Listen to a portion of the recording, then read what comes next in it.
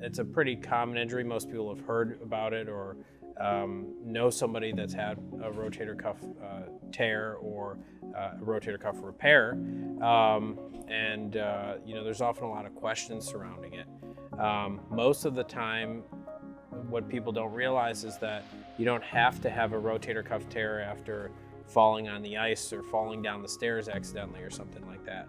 Oftentimes they can develop over time in situations where people are doing a lot of overhead lifting, possibly at work or chores around the house. And what happens is there's a piece of bone naturally in the top of your shoulder called your acromion. And when you bring your shoulder up overhead or to the side overhead, your rotator cuff can pinch against the side of that bone. And over time that can cause it to tear. And so people experience symptoms, often pain with overhead lifting and weakness. Usually what brings them in, what people really can't stand, is pain at night, problems sleeping. And it's difficult because it affects their sleep, it affects their work. And so usually it's easy to tell if they have a concern for rotator cuff tear versus just tendinitis of the rotator cuff based on their exam. And we usually probably confirm that with an MRI. One question people often ask is, well, I got my MRI and it says that I have a partial tear in there. What does that mean? Do I need to have that fixed?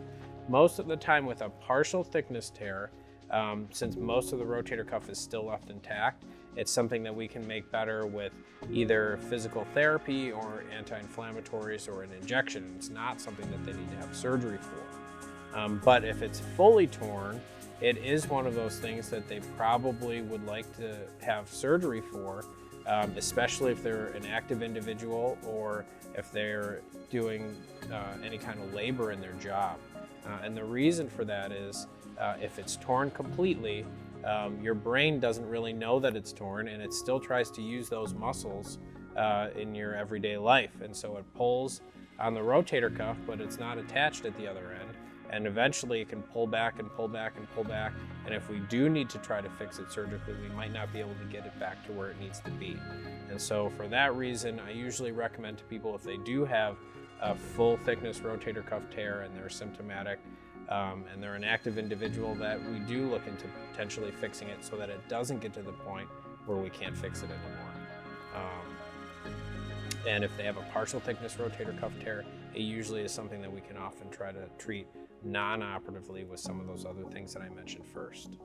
Usually, if it does have a full thickness tear, though I tell people they're going to hate me after their first post-operative visit because it'll be a little bit sore, they're very happy they had repaired in the end because they get that function back and they don't have that pain at night, and they're able to go back to their jobs or their sports or just their daily activities without all that pain that they were having, in the front of their shoulder or the side of their shoulder.